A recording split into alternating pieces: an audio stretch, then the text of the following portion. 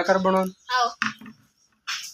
હજી તું ભણવાનું ભણીને 10મું 12મું પાસ કરી દે પછી કલાકાર બનવું હા એક મસ્ત ગાયન ગાહડ